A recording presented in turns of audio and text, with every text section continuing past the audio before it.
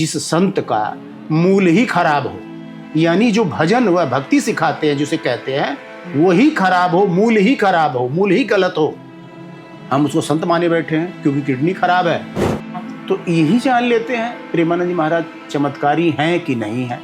अगर वो चमत्कारी हैं तो स्वामी रामभद्राचार्य जो उनकी आंखें न हो तो उनको चारों वेद कंठस्थ हो, पुराण कंठस्थ हो, ये सब चीजों को समझने के विषय होते हैं। आप समझो तो प्रेमानंद जी महाराज कोई चमत्कार पे नहीं जीवित है, पैसे से जीवित हैं, डॉक्टरों ने जिंदा कर रखा बस।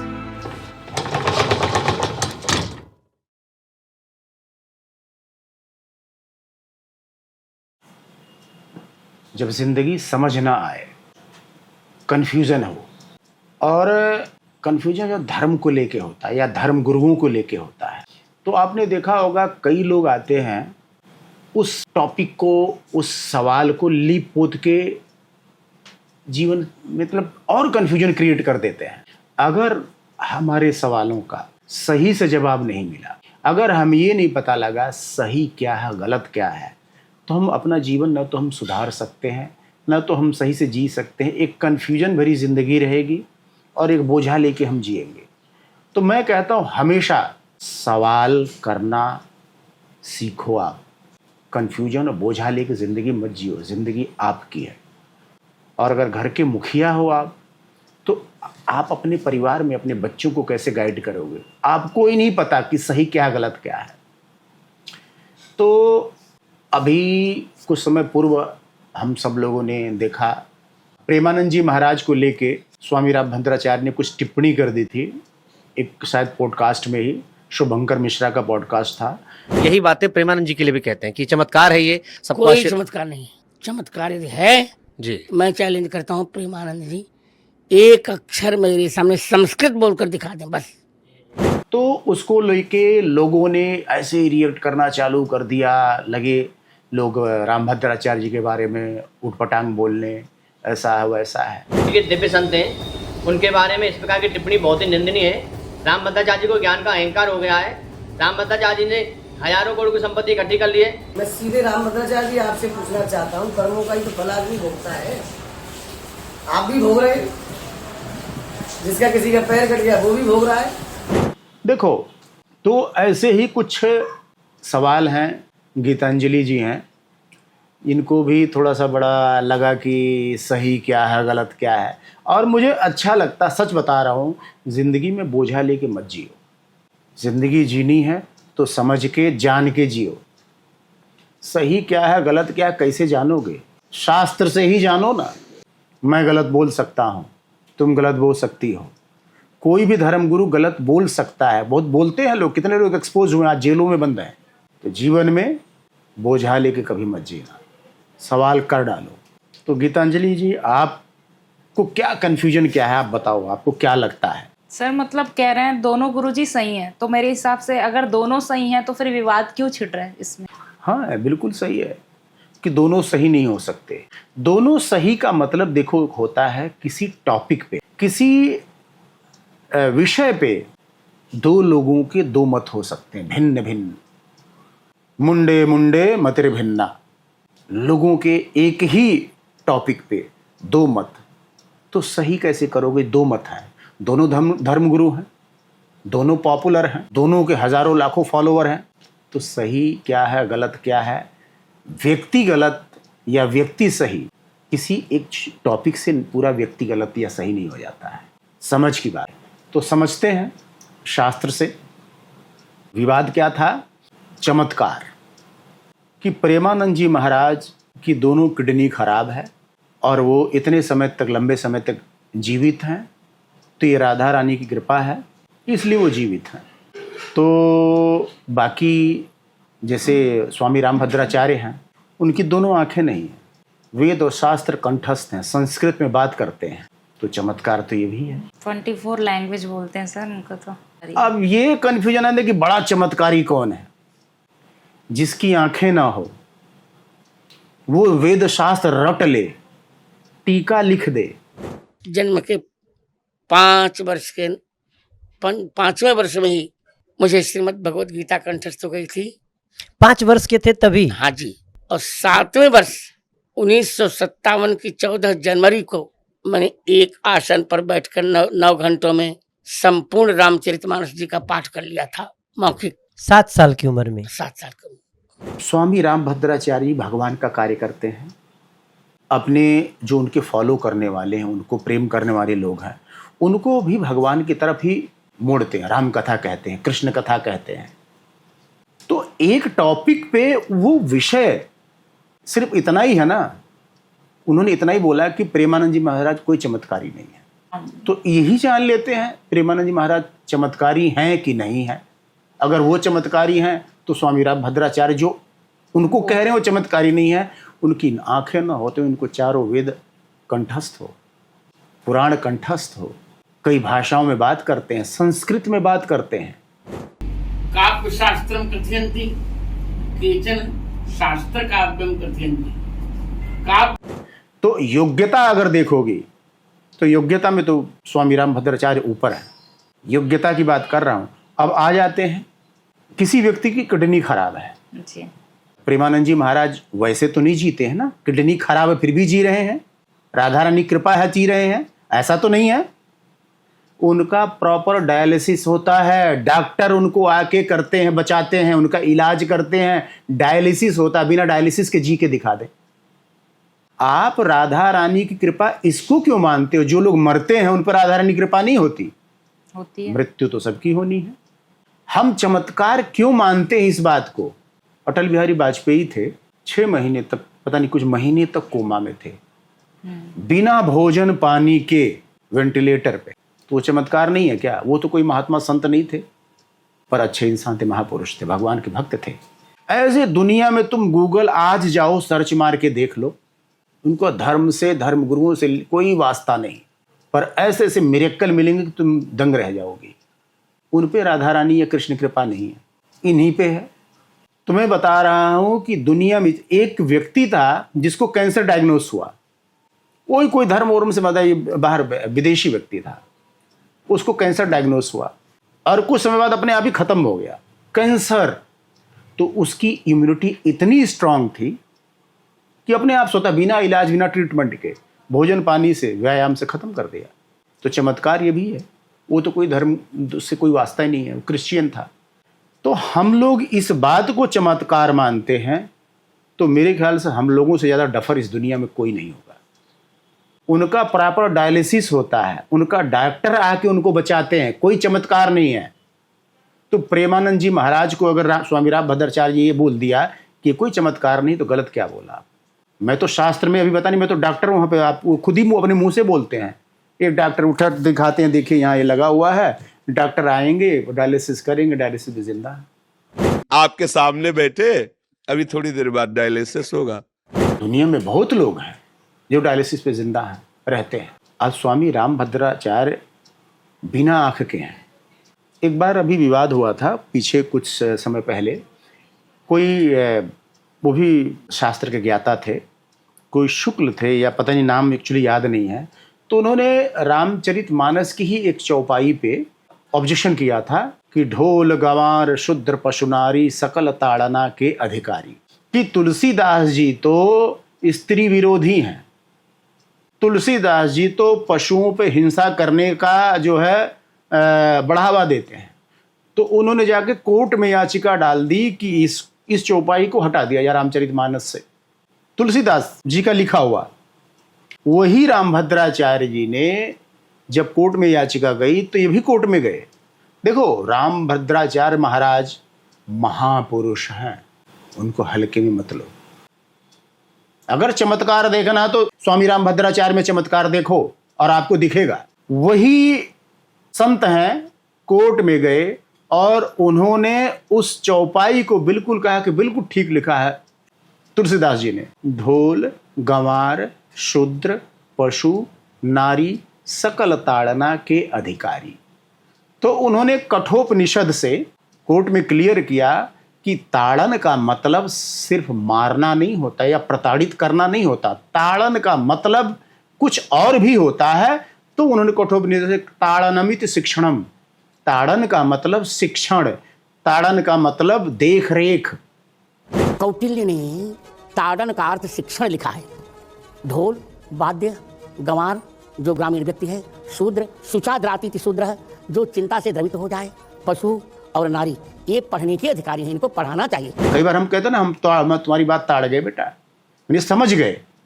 तो यहाँ पे तुलसीदास जी को उन्होंने पूरा उसमें क्लियर किया कि देखिए अगर तुलसीदास जी स्त्री विरोधी होते तो पूरी रामचरितमानस एक स्त्री की कथा तो है, माँ जानकी।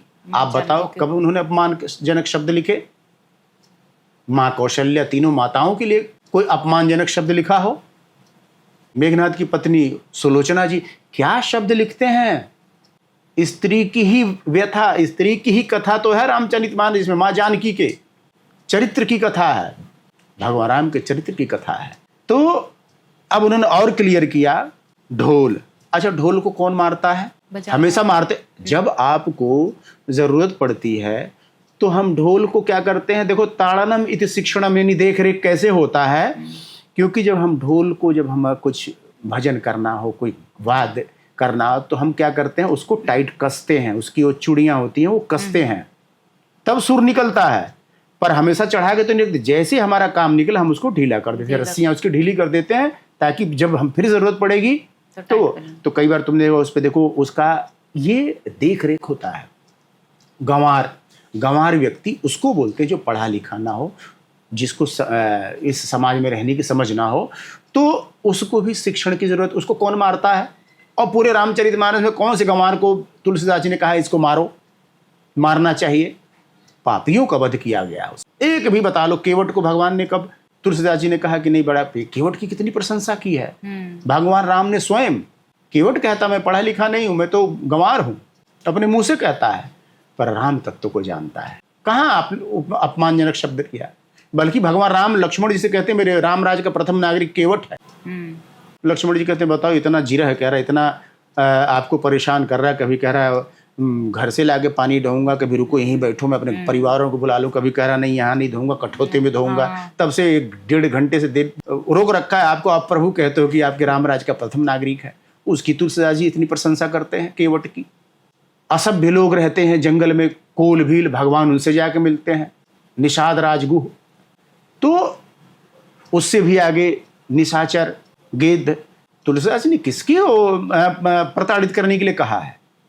ढोल हो गया, गंवार हो गया, शूद्र। शूद्र का मतलब कोई जाति पहले नहीं थी। शूद्र का मतलब होता है वो व्यक्ति जो ऐसा कार्य करता हो, जैसे मलमूत्र सफाई हो गई, ऐसी चीजों को, तो उनको एक पद को शूद्र बोलते हैं। कोई शूद्र जाति नहीं है, एक पद है। क्षत्रिय कौन होते थे? जो युद्ध लड़ता हो। सर मेरे हिसाब से तो शूद्र जाति को ज्यादा मान सम्मान नहीं, आप बनाई गई है, ऐसा पहले नहीं था। कौन लिखता था अपने केवट के आगे या किसी के आगे? आपने कौन शूद्र होता था बताओ ना? कहाँ रहते थे लोग शूद्र? कौन सी बस्ती थी?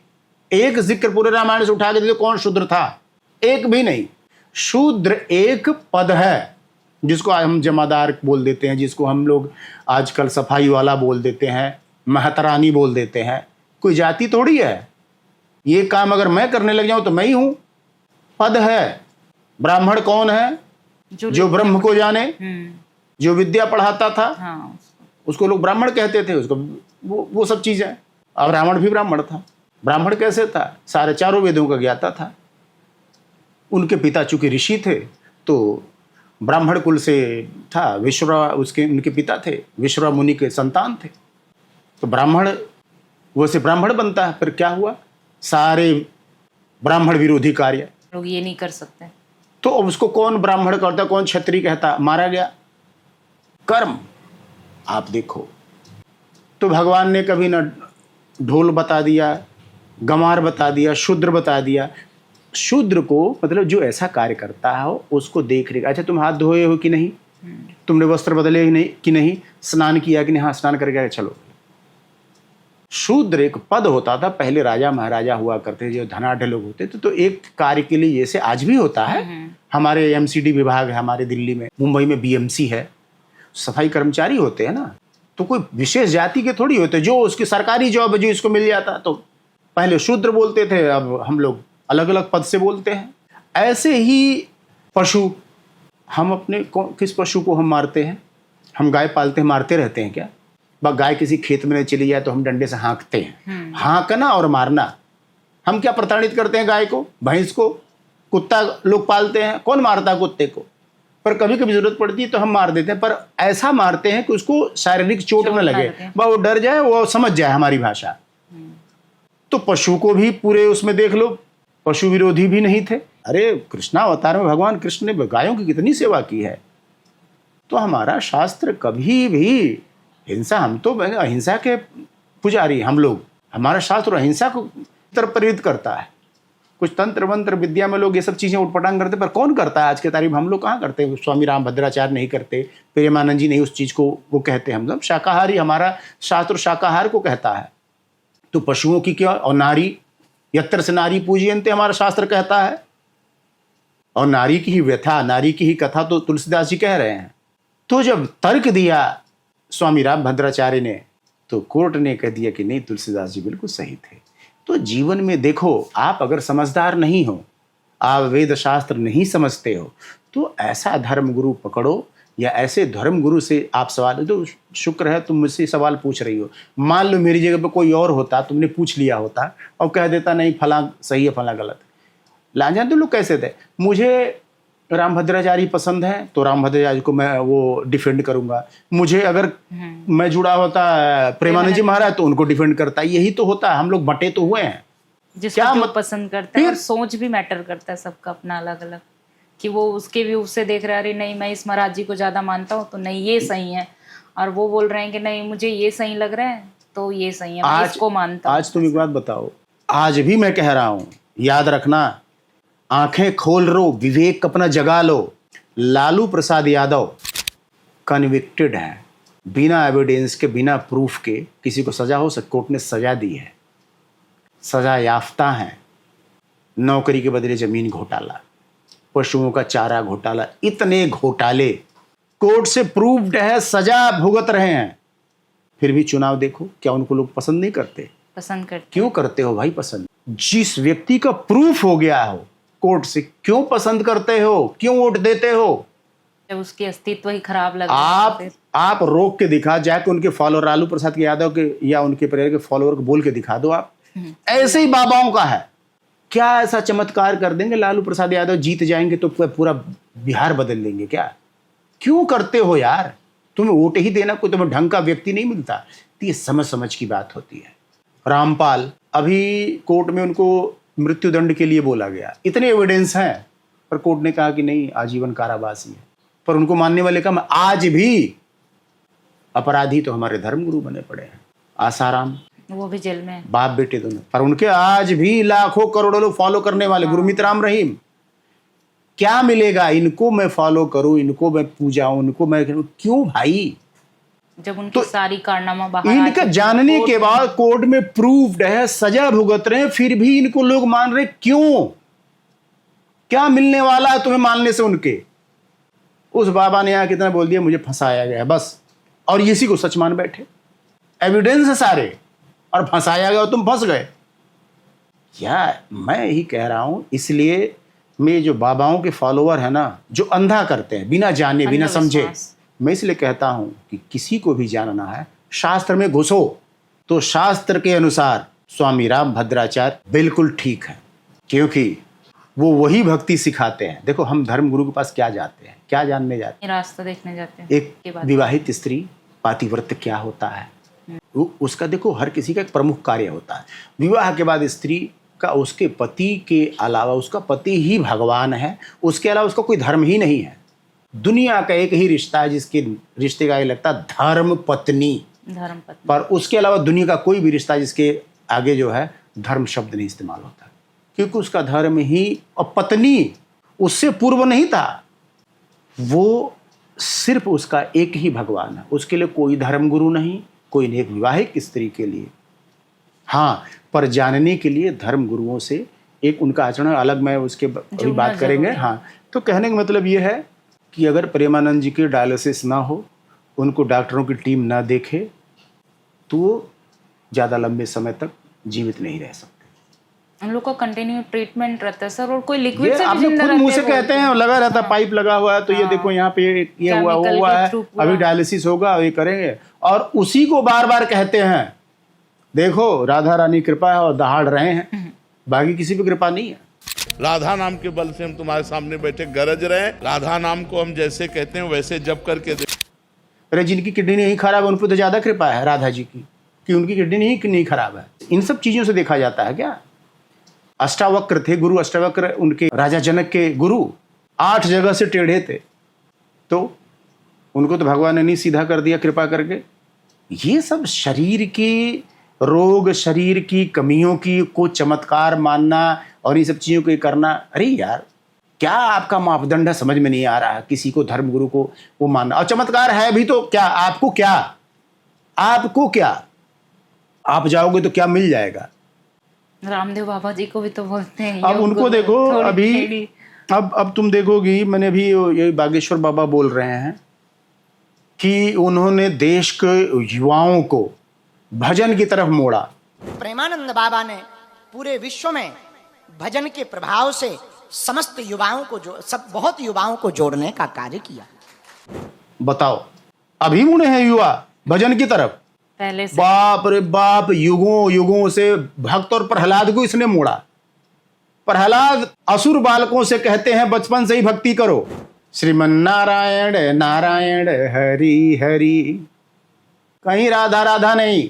ध्रुव जब वन में गए तो नारद जी ने आके ओम नमो भगवते वासुदेवाय भगवान कृष्ण की भक्ति दी, भगवान प्राप्त हुए, कहीं राधा राधा नहीं। एक तो आप गलत भक्ति सिखाते हो आज के युवाओं को, राधा राधा राधा। पूरे शास्त्र में, पूरे न वेद शास्त्र न किसी भक्त ने आज तक किया।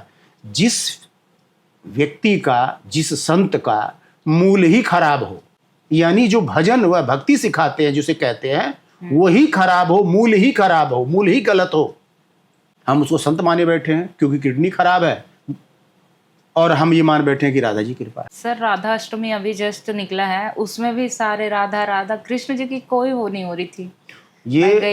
मैं तुम्हें कह रहा हूँ कि जो लोग कृष्ण छोड़ के और सिर्फ राधा राधा कर रहे हैं, मैं कह रहा हूँ इसी इन लोगों के लिए कहावत बनी, न खुदा ही मिला न विसाले सनम, कहीं के नहीं रहेंगे ये लोग। ऐसा कोई प्रावधान है ही नहीं राधा जी की भक्ति करने का, न किसी ने किया है, युगों से किसी ने नहीं किया है। इसलिए करने दो। स्वामी रामभद्राचार्य 100% सही है, 100% सही है। उनकी भक्ति क्योंकि सही है, वो राम भक्ति सिखाते हैं, कृष्ण भक्ति सिखाते हैं। पर ऐसा नहीं है कि वो राधा जी का नाम लेने से मना करते हैं, या माँ जानकी का भजन करने से मना, या माँ महालक्ष्मी का भजन करने से मना करते हैं, या ये भी नहीं बोलते कि राम जी अलग है और सीता माँ अलग है। हाँ, ये नहीं है, भी नहीं, दोनों ये को तो अलग इतनी नहीं बेसिक ज्ञान है, इतना बेसिक हमारे गांव का अनपढ़ गंवार चीज समझता है। हाँ, कुछ चीजें मुझे प्रेमानंद जी की जो अच्छी लगती हैं, स्त्रियों को पातिव्रत के रूप में जो पातिव्रत बताते हैं, और 1 नंबर बिल्कुल सही। अपने पति के सिवा उत्तम के बस असमन माही, सपने हूं आन पुरुष जग नाही। स्वप्न में भी कोई और पुरुष भी है ऐसी भावना ही ना हो, केवल पुरुष भाव अपने पति में ही हो।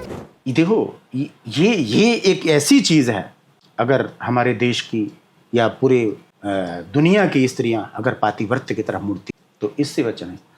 इसीलिए मैं उनका इस बात के लिए सच में दिल से धन्यवाद करता हूं कि प्रेमानंद जी महाराज जो है स्त्रियों को उनका पातिव्रत सिखाते हैं और बहुत सही बताते हैं, बिल्कुल 100% सही, जो शास्त्र कहता है वैसा पातिव्रत बताते हैं। न भाई, न माँ, न पिता, विवाह के बाद चाहे जैसा हो, पापी दुराचारी, चाहे वो मेघनाथ हो, चाहे रावण हो, चाहे जालंधर हो, वही उस अपनी पत्नी का वो भगवान है। कोई राम कृष्ण की अलग से आराधना करने की जरूरत नहीं है। सही, बिल्कुल सही बताते हैं। तो तुम्हें समझ में आया? मेरे तर्क ठीक न लगे तो काउंटर कर सकती। नहीं सर, मुझे सही लग रहा है। उन्होंने हमें धर्म की ओर हमेशा लेके गया, राम भगवान जी के बारे में सारा कुछ बताया। देखो बड़े कुछ देखो, लोग कहते हैं कि रामचरितमानस में ऐसा बोले। अभी किसी और का भी मैंने वो बाइट सुना था, कोई टीवी डिबेट पे, न्यूज़ पे कोई उसमें चल रहा था, आके कोई कह रहा चैलेंज करते हैं शास्त्रार्थ करने का। और ज्यादा खुजली मच रही हो तो एबीपी न्यूज का मंच तैयार है, आ जाओ रामभद्राचार्य, चैलेंज हो जाए शास्त्रार्थ के लिए। मैं भक्ति की तरफ से लड़ूंगा और आप ज्ञान की तरफ से लड़ना। यदि जीत गए तो गर्दन काट दूंगा। 15-20 मिनट नहीं वो व्यक्ति टिक पाएगा रामभद्राचार्य के आगे। पर इतना बड़ा चैलेंज करता है।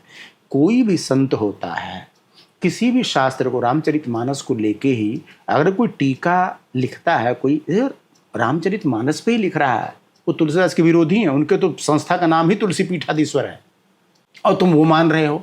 वो जब आप शास्त्र के अंदर जब आप उसका मंथन करते हो तो कभी कभी महापुरुषों से भी दिग्भ्रमित हो सकते हैं, कोई भी हो सकता है। अरे नारद हुए हैं यार भगवान के इतने करीबी, ब्रह्मा जी हुए हैं इस सृष्टि के रचयिता, इंद्र हुए हैं, माँ सती हुई हैं, भगवान की परीक्षा लेती हैं। तो जो लोग इधर दंडित हुए, इसका मतलब थोड़ी क्यों भगवान के भक्त ही नहीं हो, संत ही नहीं रहे। दिग्भ्रमित होना ये कोई इतनी बड़ी बात नहीं है। हम मनुष्य ही तो हैं यार, देवता हुए हैं। इंद्र भगवान कृष्ण से पंगा लिया, भगवान को जब उठाना पड़ा गोवर्धन, देवता हैं वो लोग। मेरे से बढ़ के कोई नहीं है, वो फिर इंद्र जी को तो फिर हाँ, अपनी कृपा दिखाते हैं। फिर वही बताओ ना, शुरू से चला आ रहा है। भृगु ऋषि आके भगवान श्री हरि के छाती पर लात मारते हैं, भक्त भगवान को लात मार रहा है। ये सब चीजों को समझने के विषय होते हैं। आप समझो तो प्रेमानंद जी महाराज कोई चमत्कार पे नहीं जीवित है, पैसे से जीवित हैं, डॉक्टरों ने जिंदा कर रखा बस, और कुछ नहीं। कुछ लोग जानबूझ के बोलते हैं सर ऐसे कि तो यही तो- लाइट में आने के लिए अच्छा, एक बात कि अच्छा बताओ। इसके बारे में बोलेंगे तो ये होगा, चलो ऐसा किया जाए ऐसा। रामपाल के बारे में जाके उनके अनुयायियों से कथा सुन लो, वहां प्रकट हुए, वहां प्रकट हुए। आसाराम के बारे में उनके औरतें, गुरुजी आए थे मेरे घर पे, गुरुजी वहां जाके एक कोई कथा सुनी, वहां नौकरी कर रहे थे, हम लेट पहुंचे, तो ऐसी ऐसी कथाएं। और आज जेल में बंद निकल नहीं पा रहे गुरुजी, वहां से निकल के नहीं आ पा रहे। वीडियो वायरल होते रहते कि अब निकल के आ रहा है कहीं ऐसे। चमत्कार काम नहीं कर रहा अब उनका, ना रामपाल का काम कर रहा, ना उनका काम कर रहा है चमत्कार। को हराया जेल में, ठूंसा किसने? साधारण लोगों ने, पुलिस ने, कानून ने, जो भक्त ही नहीं है। ये है चमत्कार इन लोगों का। चमत्कार इनका तब तक रहता है जब तक हम कहते रहे, बस कह कह के चमत्कारी बना दिया है। ऐसा कुछ नहीं है, ये सब साधारण लोग हैं। हाँ, चमत्कार में रामभद्राचार्य जी बिना नेत्र के, जिसने वेद पढ़ लिए, शास्त्र पढ़, हम लोग आंख वाले नहीं, जल्दी से किसी को हनुमान चालीसा नहीं याद होती। 4 वेद 18 पुराण 32 उपनिषद मंथन करके व्यक्ति ने क्या सब कुछ कंठस्थ, और नेत्र नहीं है यार। तो इसमें चमत्कार अगर ढूंढते हो तो मुझे दिखता है जी बिल्कुल। पर फिर भी मैं कहता हूं कि नहीं, कोई बात नहीं। अगर रामभद्राचार्य जी से भी कोई अगर त्रुटि होती है, कोई ऐसी चीज बोलने में, समझने में हमारे हो जाए, उनके कहने में हो जाए, तो आप ये कि वो संत ही नहीं है, ऐसा बिल्कुल नहीं सोचना चाहिए। शुरू से ही ये शास्त्रार्थ का विषय होता है। पहले शास्त्रार्थ हुआ करते थे। शौनकादि ऋषियों को, 88,000 ऋषियों को सूत जी श्रीमद् भागवत कथा सुना रहे हैं। राजा परीक्षित को सुखदेव जी महाराज कथा सुना रहे हैं। राजा परीक्षित इतने महापुरुष, इतने बड़े महापुरुष कि भगवान उनकी रक्षा करने उनकी मां के गर्भ में ही जाते हैं और ब्रह्मास्त्र से बचाते हैं। उस कोटि का भक्त राजा परीक्षित, पर वो भी सवाल करता है। ये भगवान प्रेरणा देते हैं, हमारे लिए ही सवाल उठाते हैं महापुरुष, ताकि हमें इस विषय पे ज्ञान हो। तो जब भगवान अवतार लेते हैं तो महापुरुष भी उस समय अवतार लेते हैं और भगवान के लीलाओं में वो सहायक बनते हैं। तो सुखदेव जी महाराज भगवान के भक्त, उनको कथा सुनाने जो सुन रहे हैं, राजा परीक्षित भगवान के भक्त, ये सब भगवान के लीला में सहायक हैं। सुखदेव जी महाराज इनके राजा परीक्षित के सवालों का जवाब देके हम लोगों पे कृपा कर रहे हैं। इन सब के अवतार एक साथ ही होते हैं ना यस, सर? भगवान जब आते हैं तो भगवान अपने भक्तों को भी अपना सानिध्य देने के लिए, कभी उनके जैसे माँ यशोदा के पुत्र उनके गोदी में बैठे हैं, तो यशोदा जी के बाप खुद वैसे शास्त्रानुसार, पर बेटे बने हैं तो यशोदा जी का डांट सुनते, थप्पड़ सुनते, साते हैं। वो सुख दिया। ब्रह्मा आनंद नंद बाबा के गोद में बैठे हैं, माँ देवकी के गर्भ से जन्म लेते हैं, माँ को वो सुख देते हैं, ब्रह्मा आनंद। वसुदेव जी महाराज के गोद में बैठते हैं, सर पे लेके उनको भगवान छोड़ने जाते हैं। ये सब भक्त हैं पर पिता बने हैं, कोई माँ बनी, कोई पिता बना है। भगवान ये सौभाग्य देते हैं जीवन में। जब भगवान हम पे कृपा करते हैं तो कभी हमारे दोस्त बनेंगे, कभी पिता बनेंगे, कभी बेटे बनेंगे, कभी भाई बनेंगे। कृष्ण भगवान जी भी बोलते हैं अपने पापा को कि मम्मी को मेरा चमत्कार मत बताओ, मेरे को मैया की ही माँ की लाडला रहूं मैं, ऐसे मेरे को भगवान की तरह ना देखे। हाँ, तो मैं भी उनका प्यार पाऊं, माँ वाला उनकी रूप। स्मृति तुरंत वो वाली जो लीला की, वो मुंह खोलने का जो पूरा ब्रह्मांड दिखाया, वो भुलवा दिया, विस्मृति ही मिटा दी भगवान ने। भगवान की अनंत शक्तियां, उनमें से कहा नहीं विस्मृति हो जाए, ताकि माँ मुझे लीला जैसे प्यार करती वैसे करे। तो देखो, कभी भी मैं तुम्हें बता रहा हूँ, अगर आपके पास समझ नहीं है और आपने अपने सवाल किसी धर्मगुरु से जुड़े हुए उनके चेलों से पूछ लिया, तो तुम्हारा कन्फ्यूजन और गहरा आ जाएगा और तो पता लगा तुम भी जुड़ गए, कहीं और लेके चले जाएंगे वो। तो अगर मेरी ये बातें आपको ठीक लगती हैं, तर्क संगत लगती हैं, तो कृपया मेरे चैनल को सब्सक्राइब करिए, इस वीडियो को शेयर करिए और कमेंट में अपने विचार सुझाव दीजिएगा। आप सब लोगों का धन्यवाद मेरा वीडियो देखने के लिए और इतना प्यार देने के लिए। मैं आप सब लोगों का आभारी हूँ। राधे कृष्ण।